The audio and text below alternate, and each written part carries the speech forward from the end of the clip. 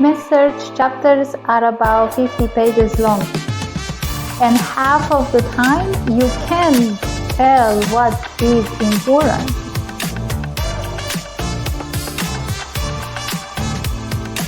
Before we get into the details, I always like to zoom out first to look at the big picture of the chapter.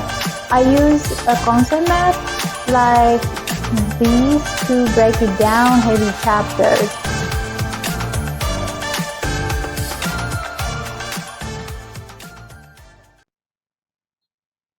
Welcome to chapter 49, Assessment of Integumentary Function. It's a comprehensive clinical guide to evaluate the body's largest system.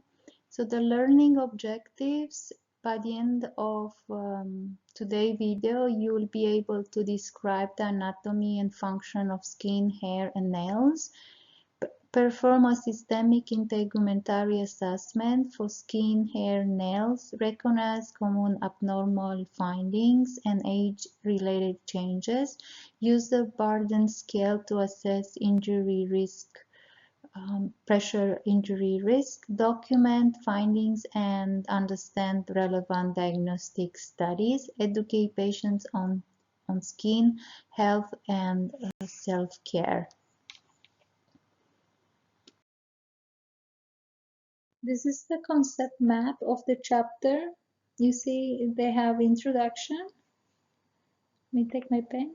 They have introduction, has an overview of anatomy and physiology because it's assessment. Then assessment, that it's like nursing assessment. The age-related skin changes. Every chapter has this. And the diagnostic studies. And at the end, I will provide a summary and some clinical notes.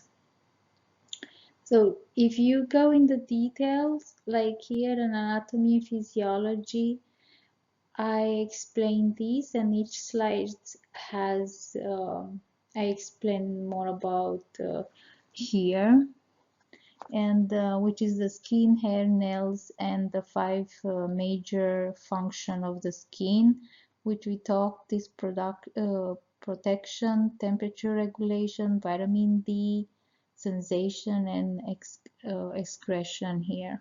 The assessment, it's the history to identify existing condition like the risk factors. The physical assessment, it's like color, moisture, tissue changes, lesions, and primary skin lesions, secondary skin lesion. So basically here I said in key terms about what those means, but I'm gonna re-show you again. The Braden scale, I have a little table, hair assessment, nail assessment. And then for the age-related skin, which is very fragile, longer to heal, prone for condition, low collagen, low elastin, and then they have age-related skin condition, eczema, like herpes zoster. Then for the diagnostic, we have the laboratory diagnostic studies, significance of abnormal values, and the nursing implication, like what we have to do. So that's the whole chapter. It's a little bit long, but I hope we'll get it faster. So the introduction, integumentary system. So we have here system components. So the integumentary system comprises the skin, so epidermis, dermis, and the hypodermis, hair, nails, and critical adnexal structure, including sweat and sebum glands.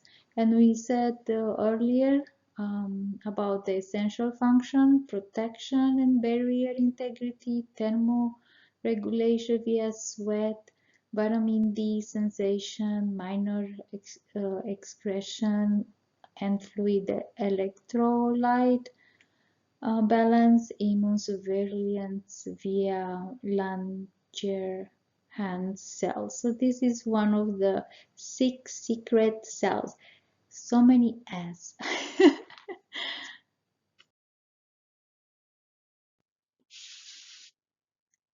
So anatomy, physiology, and function.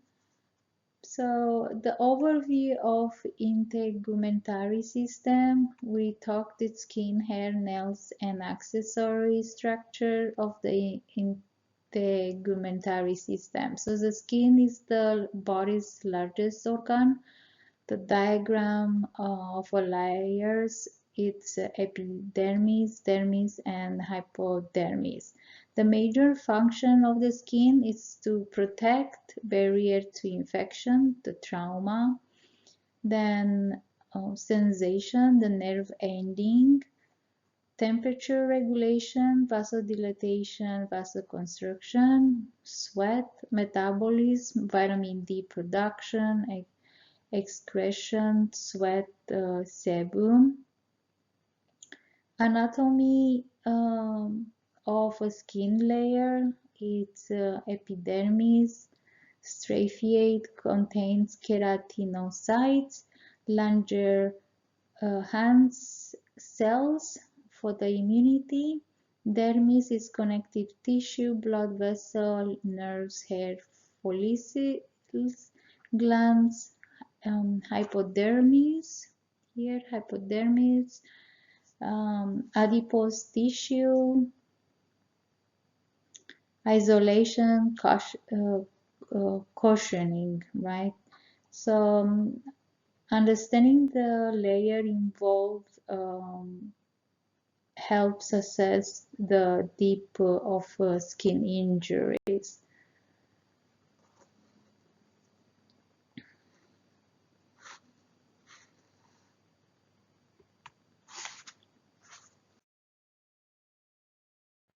So because we talked about the skin layers of this anatomy and physiology, now we talk about the hair and nails. So hair, we know the function is to UV protection for the scalp, reduces heat loss, sensory role via follicular nerves, and clinical conditions, the alopecia, so the autoimmune, endocrine, chemo, hirsutism, androgen excess. These are the key terms from the previous. Then hair, we have like develops from fossile in the dermis, hair shaft uh, protrudes through the epidermis. So the function of the hair is to protect the scalp, sensory, like the hair root receptors. The nerve, the nails composed of dead keratinocytes, the root, pale, free margin, protect the digits and enhance tactile sensation. So the nursing tip here is to inspection of hair, nails gives clue to systemic health like nutritional status, disease. So the nails, we know they have the hard keratin platelets from matrix, lunula visible, nail band, vascular color indicator. So clinical markers is like clubbing, the chronic hypoxia, koilonyxia, iron deficiency, bowel leanness, temporary growth arrest, onychomania, onycholysis, plate lifting, pruritus, trauma, thyroid disease, onychomycosis, it's fungal. So the core function is to protect cornified layer plus sebum acid monthly. So tight junction prevent pathogen chemical entry. The thermo regulation, it's excretion, sweating, cutaneous blood flow adjustment.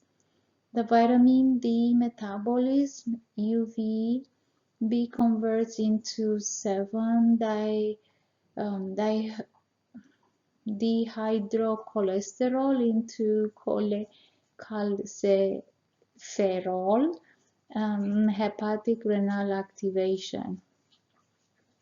Sensation is the free nerve ending, Meissner, light touch, Pacinian, pressure, vibration, Markel touch, Ruffini stretch.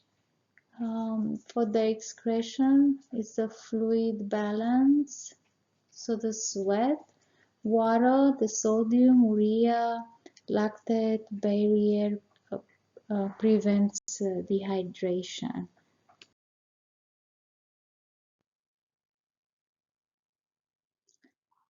So, clinical assessment framework,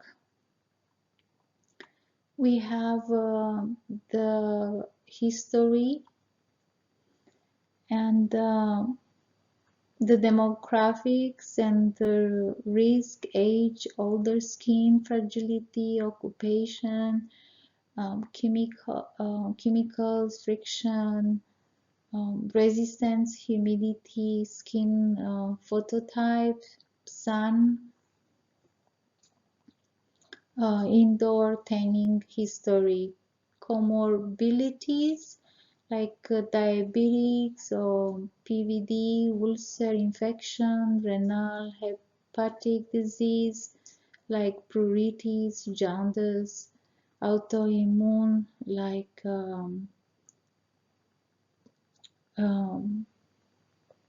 psoriasis, malnutrition, obesity, HIV.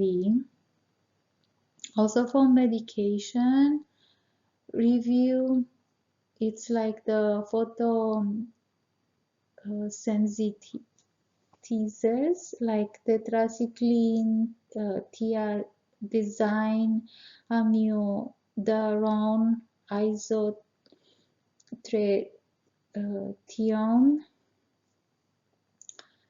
skin atrophy, bruising, chronic corticosteroids, the rash, scar risk, allopurinol, anticonvulsants, sulfamides, then the anticoagulants, antiplatelets, bruising, bleeding risk with procedures, chemotherapy, immunotherapy, hand-foot syndrome, immune-related adverse effect. Look for family history, myeloma, psoriasis, atopy like eczema, allergic rhinitis, asthma, diet, protein, calories, vitamin C and A, zinc, hydration for wound healing, environmental factors like chemical, heat, cold, insects, pets, tinea, scabies, travel. Symptoms analysis, it's a shortcut for old cards. Onset, location, duration, characteristics, itch, pain, drainage, aggravating, relieving treatments tried, systemic symptoms, fever, malaise, malaise. So always look for this collecting demographic data, personal family history of skin disorders, medication like steroids, anticoagulants that might affect skin integrity, exposure to sun, chemicals, occupational risk, lifestyle, nutrition, hygiene, smoking, moisture exposure, symptoms, any itching, pain, rashes, wounds on nail, hair changes. So the educational tip teach to have an open-ended to target the question for skin health. So we always do the skin inspection, palpation techniques like for temperature, trigger, texture, any lesion need to be documented or it's documented like size, shape, for nail and hair exam, color, thickening, growth.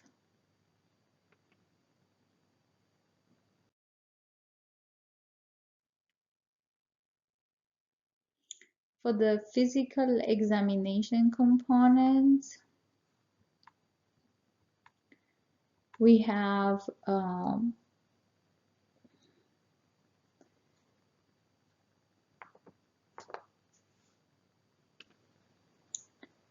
here number one for the color, it's a pallor, um, erythema, cyanosis, jaundice, if it's hyper or hypopigmentation, dark skin assessment, inspect mucosa, conjunctiva, sclera, nail band, palm, soles, rely on temperature, edema, induration, tenderness, bleach test, and reabula. Then we have for the temperature and moisture trigger. You know how you get the trigger, you just take your both fingertip and you touch the skin of a patient and see the elasticity of stays too long or comes down quick. So the moisture, extreme sweating, xerosis, the trigger of forearm with this, and then interpret with age because it's aging, it's an elderly, it's always they have dehydration. The integrity and the vascular makers, it's always laceration, tears, maceration, intertigo, device-related pressure areas. So the tissue loss, edema, peeling rate is from 1 to 4, non-peeling. Then it's a lymphatic myxedema. The vascular markers, it's petechiae, purura, ecchymosis, telangiectasis, livedo, varicositas. Oh my goodness. Oh, so many names. So many names.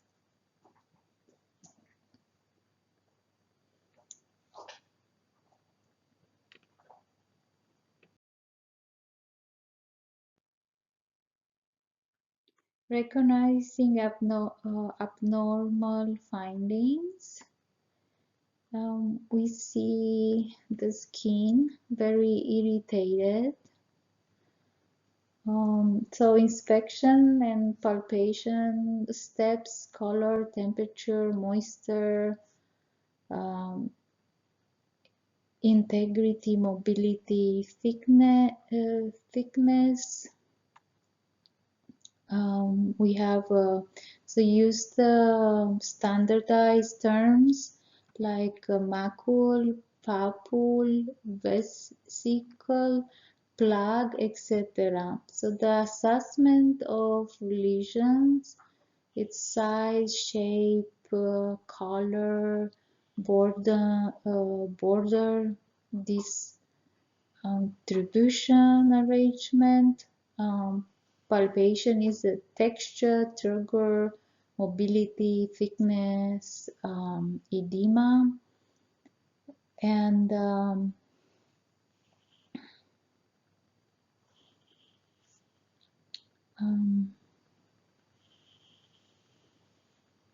yeah. So you see the acne,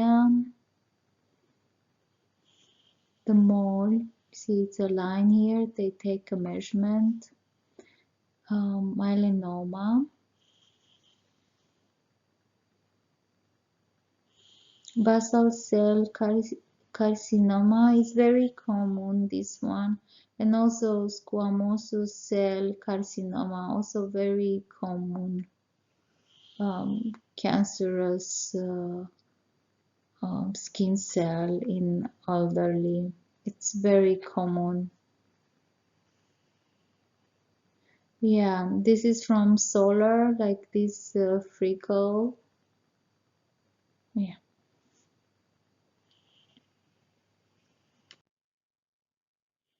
You see the primary lesion and secondary lesion I got from internet, from osmosis, and I think this is very nice, well done picture. In key terms, I said very little bit about primary lesion and secondary lesion, and as we see, the primary is the macule, pool, patch, plug, vesicle, bulla, pus, tule, nodule, heel, cyst. The secondary is the scale, crust, fissure, excoriation,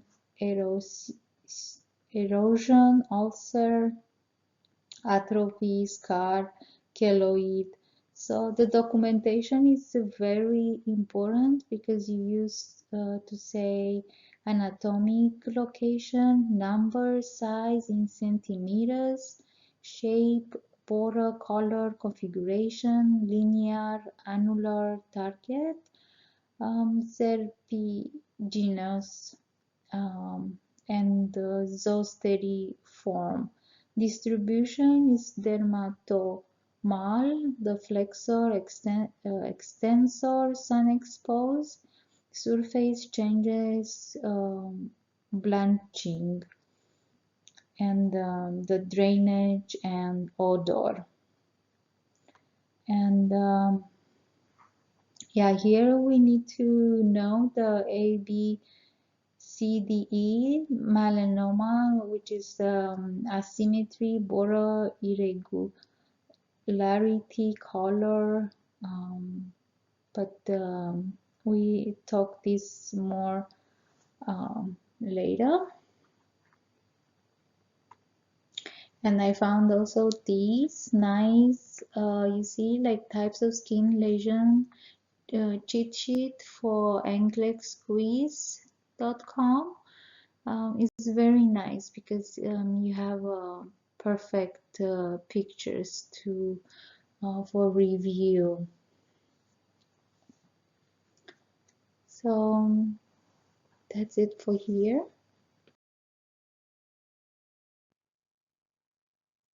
For abnormal findings for hair and nails, Um, we have the hair is inspection, distribution, amount, color, texture, and presence of lesions on scalp. Pull test, shading assessment if alopecia is suspected. For nails, we need to inspect the shape, contour, color, thickness, any longitudinal lines, clubbing,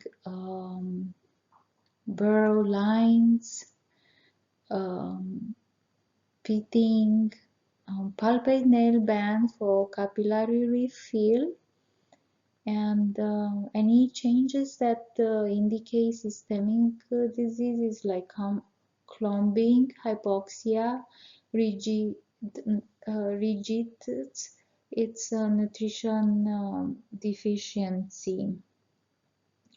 So once again, hair assessment, it's quantity, distribution, texture, scalp lesion needs, alopecia areata, smooth patches, androgenetic alopecia, pattern loss. Then we have the traction alopecia, the hirsutism, the androgenes Cushing. And again for nails assessment, it's the color, splinter, hemorrhage, shape, the clubbing, consistency, brittle, thick, lesion, um, um, paronychia, pitting, capillary refill. So to teach a patient, it's always good to say daily gentle cleansing, emollients immediately after bathing, fragrance-free products, sun safety and self-skin exams, pressure injuries prevention, reposition schedule, support surface moisture control, nutrition. So when to seek care? Rapidly spreading a rash, purura, painful necrosis, of course fever, mucosal involvement, so changing in pigment um, lesion. So yes, so palpate nail band for capillary fill, and that's it for here.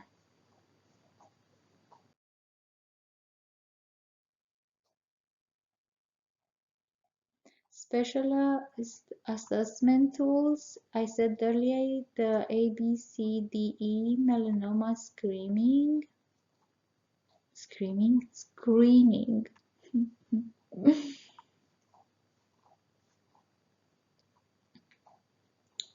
So we have asymmetry in lesion shape, border irregularity or poor definition, color, variation within lesion, diameter, like you see pencil eraser, involving size, shape, symptoms, and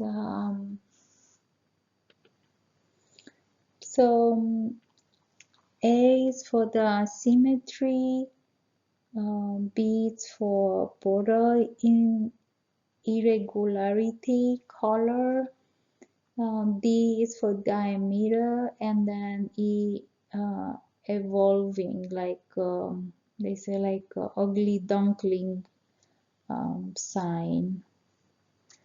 So evolving size here. So this is the A, B, C, D, E of melanoma screening.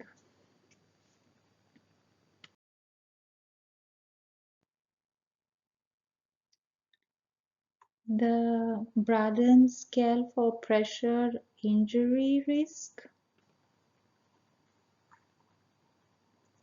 We have the 6 assessment sub-scales.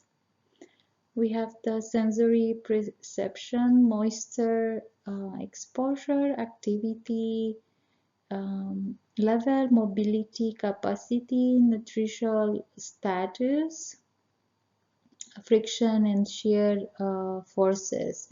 So the risk, it's the lowest score, that's the high risk for pressure injury. So we have intervention per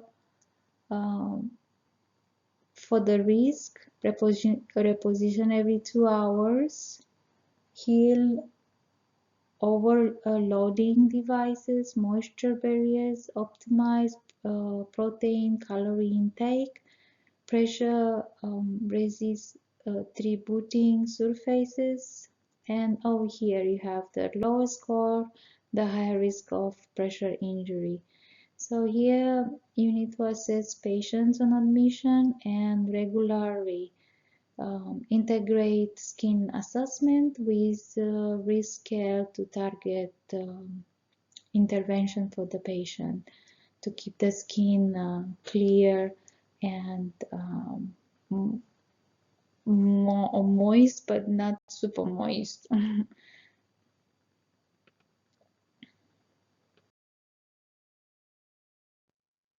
We are on 4 age-related skin changes.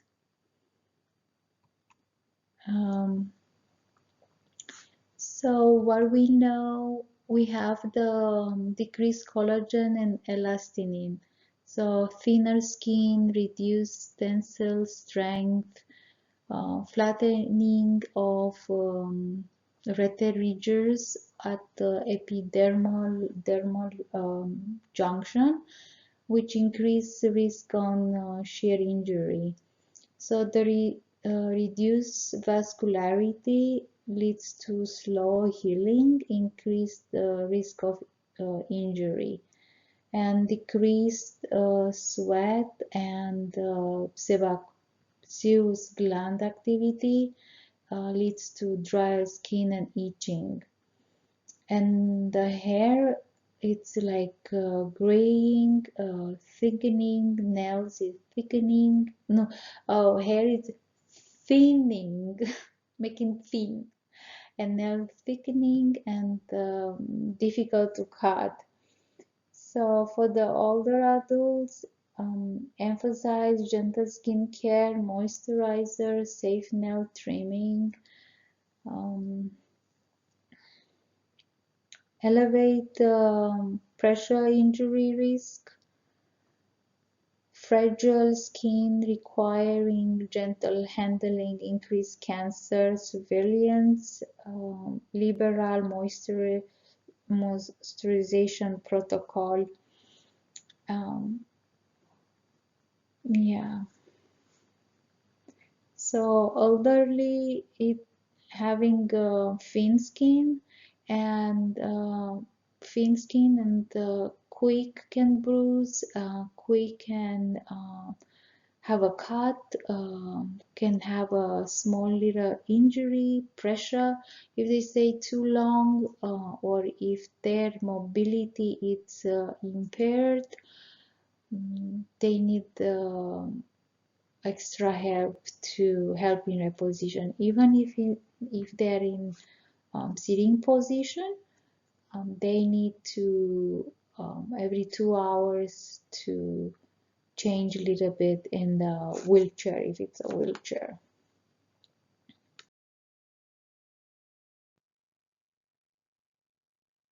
We still are in age-related skin changes. And we have the prevention strategies. So the structural, psychological, because the thinner epidermis, dermis decrease melanocytes and decrease also the Langerhans, the infection risk, decrease collagen, decrease elastin and growth substance, wrinkles, tears, dermatoporosis, decrease on sebaceous and endocrine function, leads to xerosis, impaired thermoregulation, decreased vascularity and perfusion, leads to slow healing and increase in bruising. So senile purpura. The nails, we know that the nails is thicker, slower growth, but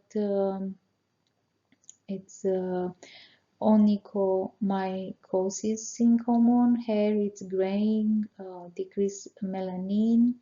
Scalp and axillary pubic thickening, increase in facial hair in women. So the most clinical implication is the higher pressure injury risk. So use the Braden scale regularly. Use non-adhesive dressing. Protect fragile skin. Avoid hot water, harsh soaps. Liberal moisturizers, room humidification, ensure protein, vitamin C, zinc, hydration, lower steroid potency, shorter course to avoid atrophy. So the cancer vigilance, actinic damage, regular dermatologist check. So for palliative wound care, the end of life or skin failure, focus on symptoms control, pain, exudate, odor, bleeding, moisture, balance, gentle dressing, wound closure might not be the goal in here.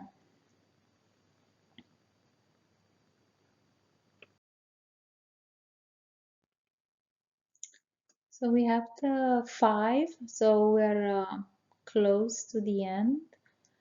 Diagnostic studies and procedures. The laboratory studies, we have the CBC with differential leukocytosis, the cellulitis, eosinophilia, the allergy parasitic, anemia, poor healing. The chemistry, albumin, pre-albumin, nutrition, boom, keratin, glucose, A1C. For the infection risk, we have culture like the PCR, wound vesicle, swab for herpes.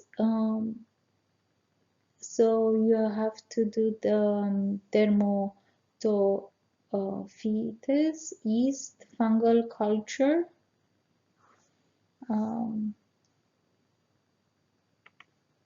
Here, the culture. And the bacterial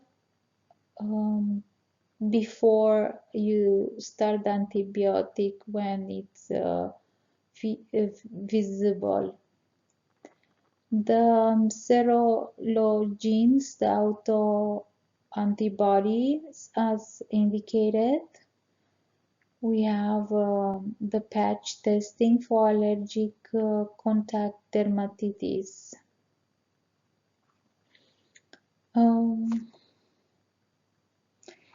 So yeah, we need to make sure that when we recognize the abnormal findings.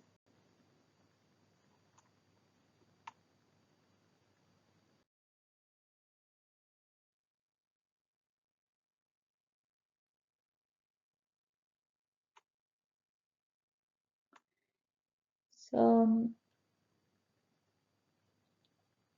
we have to make sure that when we recognize the abnormal findings, especially for skin, we have the diagnostic procedure here, like a skin biopsy, shave, put, or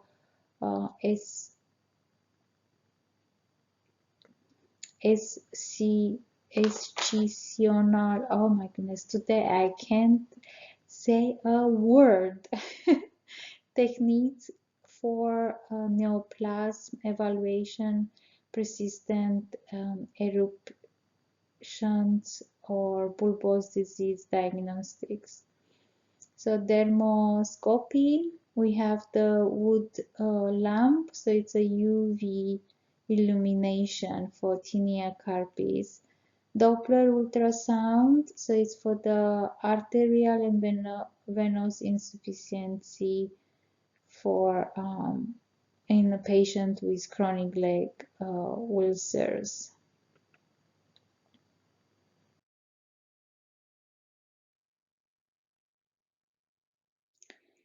On diagnostic studies and nursing consideration for the, we said earlier, for skin biopsy, what we have to do: sterile technique, shave, simple sample includes epidermis, dermis, and subcutaneous tissue. For wound culture, assess for infection and antibiotic sensitivity. Blood test, complete blood count, albumin, pre-albumin, nutrition, vitamin D level, fungal. For the nails, imaging if underlying bone involvement. For the wound, chronic wound, and nursing note, prepare patient for consent, always consent, always, for everything. As soon as you touch the patient, you need the consent. Anxiety, aftercare, document specimen type, site, results, follow up. So again, for the skin biopsy, you need to make sure if it's anything persistent, unexplained eruption, bulbous disease, anything like that. The dermoscopy, like we said earlier, for the enhanced melanoma, the wood lamp, tinea capitis, some species florens, vitiligo, right? The Doppler ultrasound is for arterial venous insufficiency in leg ulcers. The thermography, it selects centers to map inflammation or perfusion. So always we need to look for significance of abnormal values, low albumin, pre-albumin, impaired healing pressure, injury risk if it's high, lactate and fever, hypotension that leads to systemic infection, sepsis from skin source. Positive culture, PCR, guide antifungal, antibacterial, antiviral selection, atypia or malignancy on biopsy, staging, and differentiative management. Just to keep that in mind.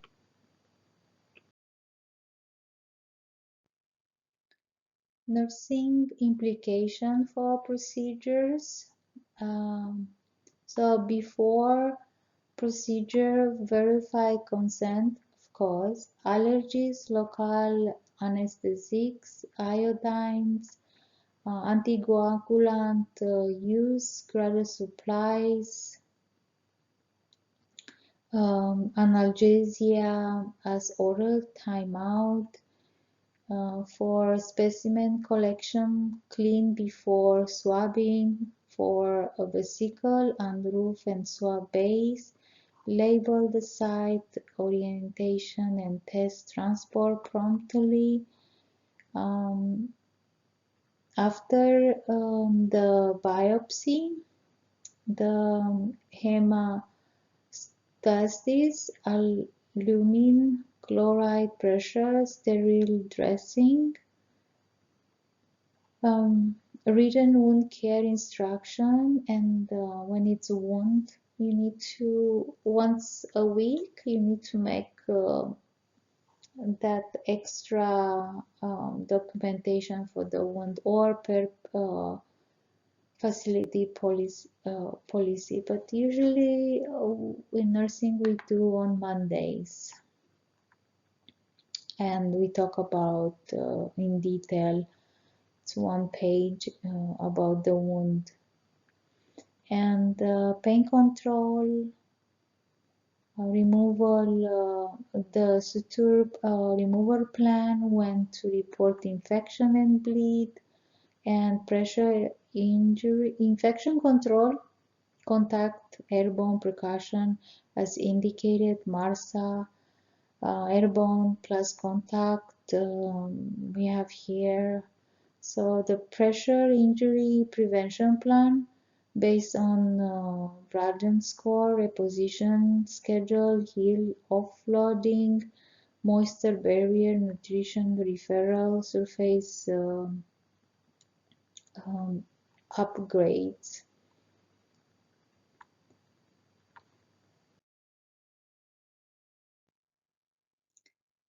Documentation best practices. We have here use clear objective standardized terminology. That's why the key terms is very important. Use macul, papul, eschar instead of a dot there. Include location, body part, size, length, width, and depth if wound, color, exudate, drainage, odor, wound ages, photograph wounds when permitted. It's only on protocol, and also consent per patient. And it's just the location, it's not the face or anything like to be a HIPAA. It's just that area. Note patients' reported symptoms, each pain and nursing intervention implemented. Emphasize accurate documentation, assist the continuity of care, legal record, and risk management. And yeah, it's good to document. If you don't document, you don't do it. That's is the saying.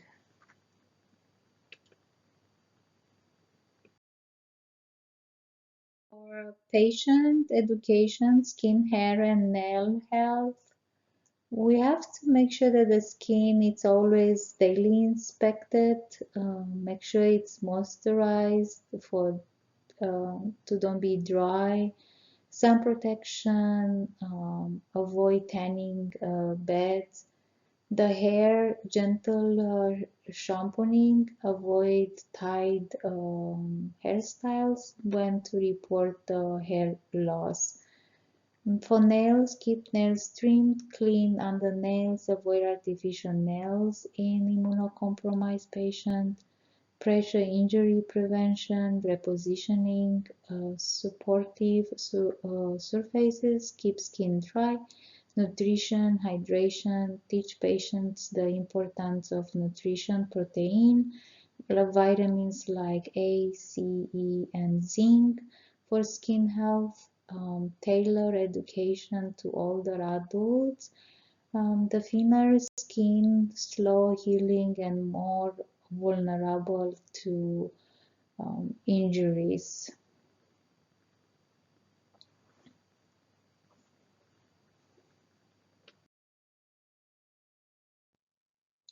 A quick review about the patient education more in age-related changes. So we know they have decreased collagen and elastin, the thinner skin reduced in strength, flattening of ridges at epidermal-dermal junction, increased risk in shear injury.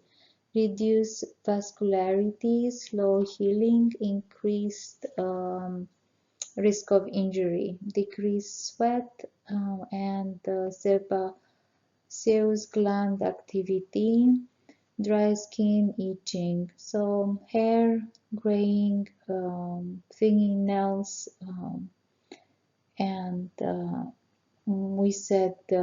I said earlier, safe nail trimming. But I think if it's repetitive, it's just it gets more common, and we know better to help our patients. So here we have for the NCLEX safety points and what can be a little bit asked. So dark skin assessment error, right? Because of pigmented skin, the steroid misuse. You see, it's like avoid high potency topical corticosteroids on thin, atrophic elderly skin. So risk for skin tears. Then never cleans venous ulcers with full strength hydrogen peroxide or iodine solution. Those agents impair granulation and healing. The lesions documentation failure. Never document a pigment lesion as benign without complete ABCDE assessment and detailed change in history. Adhesive trauma, use skin prep barriers or adhesive removers when applying dressing to fragile geriatric skin to prevent tears during the removal.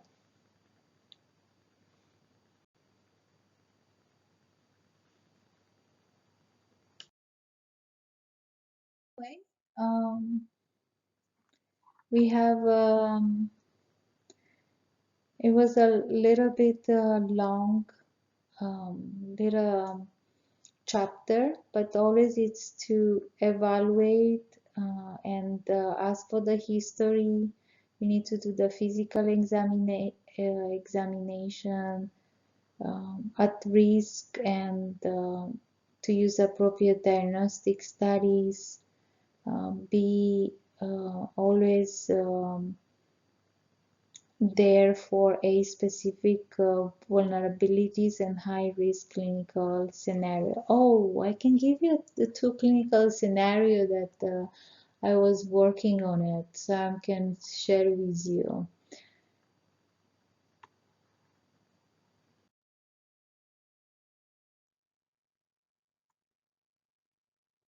Here for the practical tips for nursing students, use good lighting and systematic head-to-toe approach. Compare symmetrical body parts, left and right. I use gloves when assessing wounds or when necessary. Document findings objectively. Avoid vague terms like looks bad. Use these fancy key terms that today I cannot pronounce them. When in doubt, photograph, following up facility policy, and report to instructor preceptor. This is during your clinical. Remember, integumentary findings might be early indicators of systematic disease. So the summary, um, integumentary system is a viral for protection, sensation, regulation, and health. Systematic assessment of skin, hair, and nails is a core nursing skill. Age-related changes and risk factor increase vulnerabilities, so students need to be vigilant a little bit. Use tools like Braden scale to identify risk early and intervene. Accurate documentation and effective patient education complete quality care, nursing care.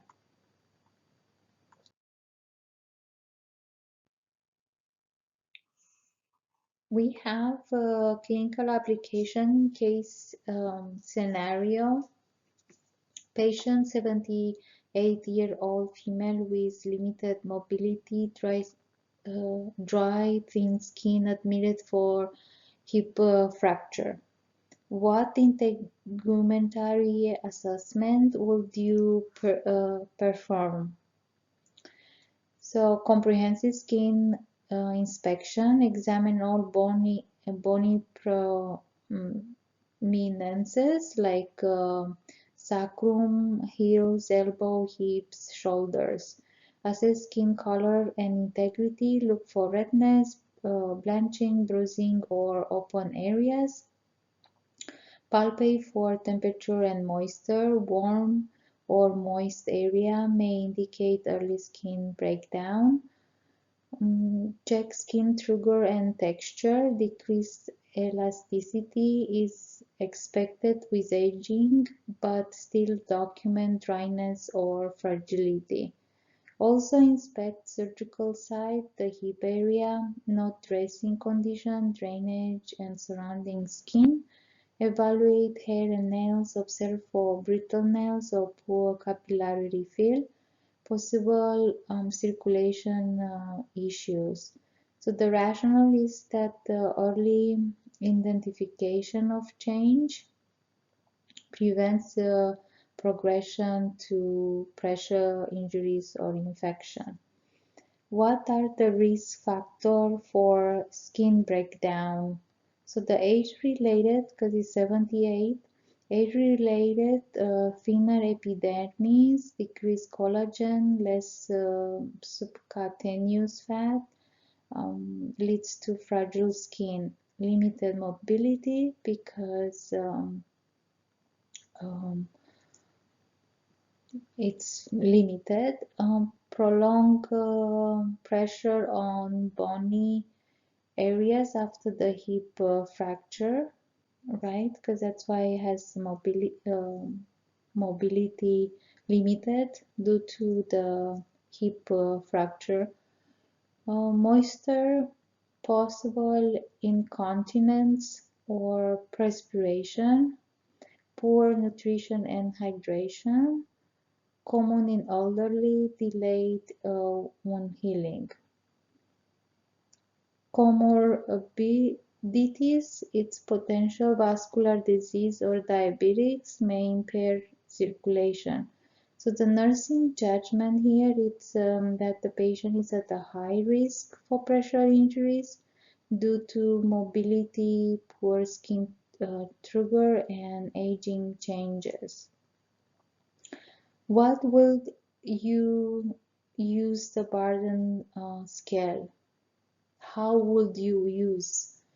So the categories is sensory perception, moisture, activity, mobility, nutrition, friction. Um, then the scoring 1 to 4, 1 very impaired. The total, it's at the 18 at risk. Likely score for the patient 13, 14. It's moderate risk. Nursing action based on Braden score, reposition every 2 hours, use pressure uh, relieving mattress, so you need a better mattress. Keep skin clean and dry, maintain adequate nutrition and hydration, moisturize skin, dry skin daily. Then what patient education? Here, what patient education would you provide? So repositioning, you'll say, we will help you change position every 2 hours to prevent sores. For skin inspection, teach her, because it's a female now patient, or caregiver to check skin daily for redness or open areas. For moisturizing, apply lotion after bathing and to prevent cracking and dryness. For nutrition, encourage protein-rich foods like eggs, yogurt, and fluids for skin healing. Also avoid friction. Do not drag heels or buttocks across the bed. Use a lift sheet. Environment. Maintain clean and dry bed linens. Avoid wrinkles. Walk through nursing steps, inspect bony prominences, reposition schedule, moisturizer, nutrition consult. So step 1, inspect skin over pressure points to detect early signs of breakdown. 2, assess a Braden scale score. 4, quantify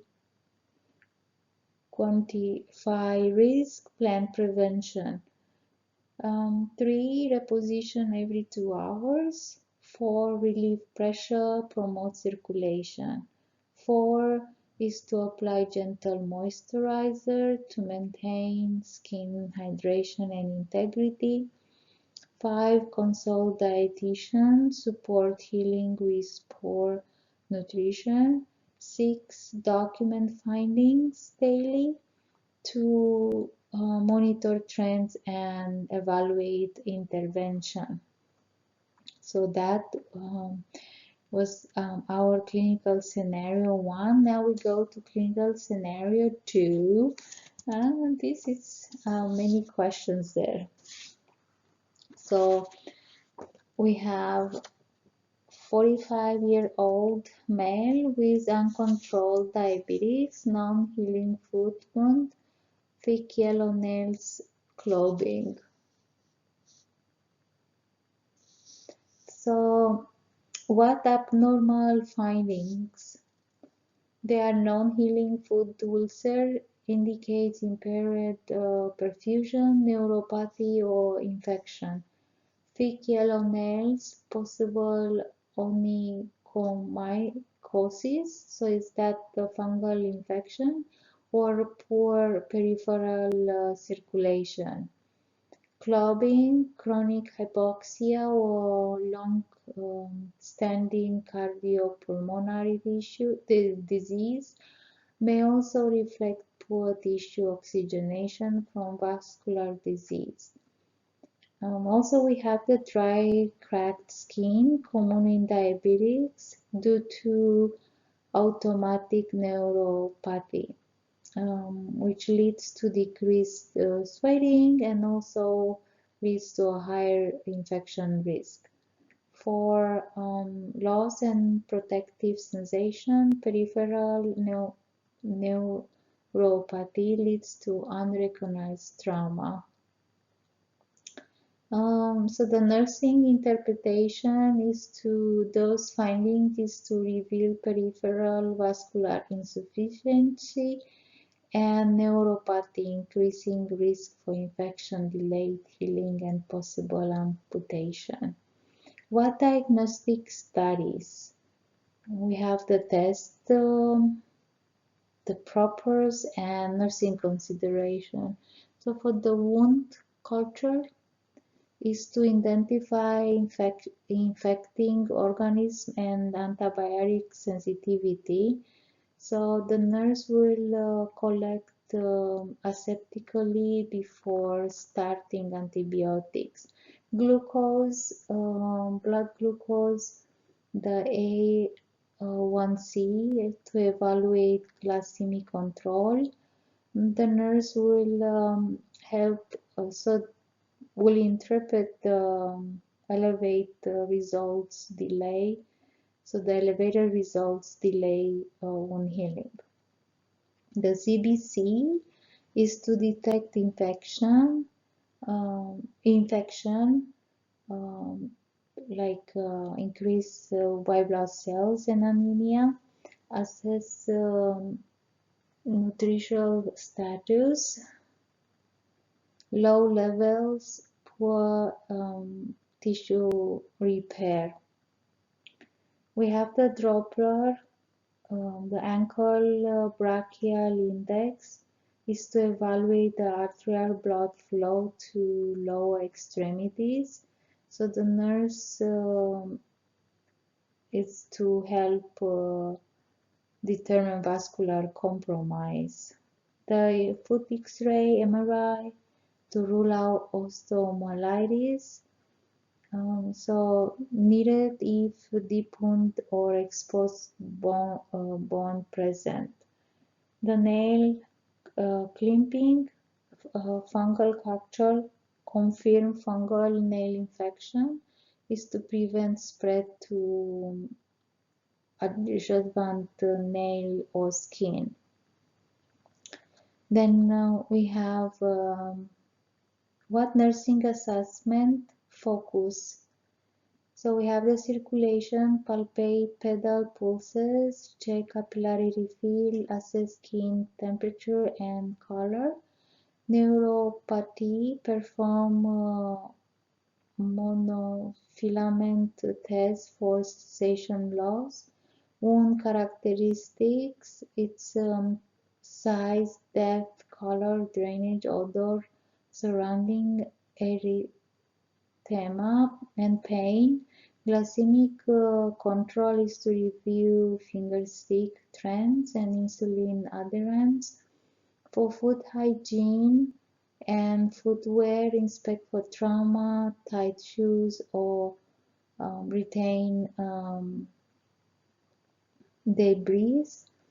Psychosocial factor, assess understanding of self-care and barriers to compliance, financial and emotional.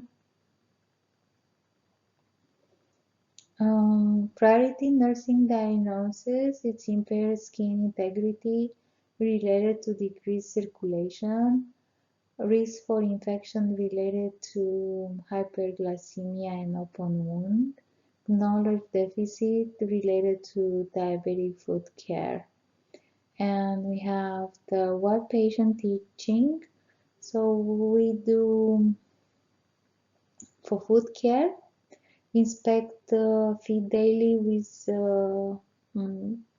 mirror, wash gently, dry thoroughly,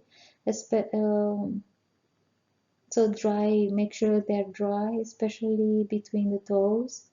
Wound care, keep dressing clean and dry, change per order, report drainage, odor or pain. For nail hygiene, cut nails straight across or let podiatrist to trim. Avoid self-removal or of ingrown nails.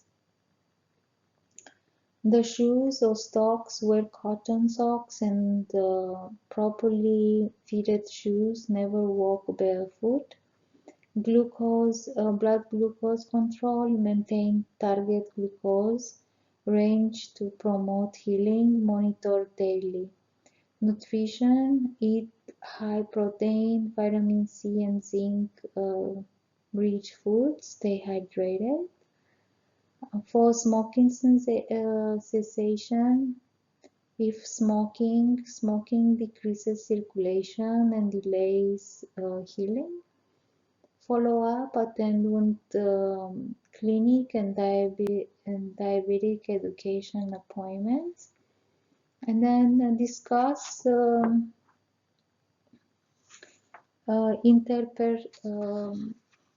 interprofessional collaboration, like with wound care specialists, podiatry, nutrition, and diabetic education. So we have many disciplines like wound care nurse, podiatrist, dietitian, diabetics educator, primary nurse, RN, physician, endocrinologist. So the role of a nurse, wound care nurse, is to perform advanced wound assessment, select dressing, and monitor healing progress. The podiatric will manage the foot nail condition, debridement, and footwear guidance. Dietitian develop a diabetic diet plan to improve nutrition and wound healing. Diabetic educator, it's to reinforce glucose monitoring, insulin administration, and lifestyle management. The RN coordinates team care, performs daily wound checks, teaches patients self-care, and document outcomes. The physician or an endocrinologist adjust medication and evaluate systemic disease control. So basically, the summary of nursing step is to assess circulation and sensation, because it's to identify neuropathy and vascular compromise. Then we have the culture wound before antibiotics is to guide the target therapy. We have maintained strict glucose control is to prevent delay, healing, and infection. Also, we have applied prescribed dressing, teach self-care, because it's good to promote healing and patient independence. Coordinate with wound, diet, and diabetic teams, just to ensure comprehensive evidence-based care. Also document wound progress each shift, evaluate effectiveness of intervention. So basically here is the teaching phase, that diabetic foot, it's more than just a wound. It's a window into a patient's vascular and metabolic health. Nurses must to assess, teach, and coordinate before small ulcers become life-threatening infection. So it's been a long chapter, a long video. I hope you learned something in this. I hope it's not wasted. And I will see you on the part 3 for the NCLEX prep for this chapter. There are more questions about this and how NCLEX will like to test you. So this is like clinical application case scenario, and they like those scenario. So I hope it helped this. Okay, or maybe in quizzes they help you. Okay, bye for now.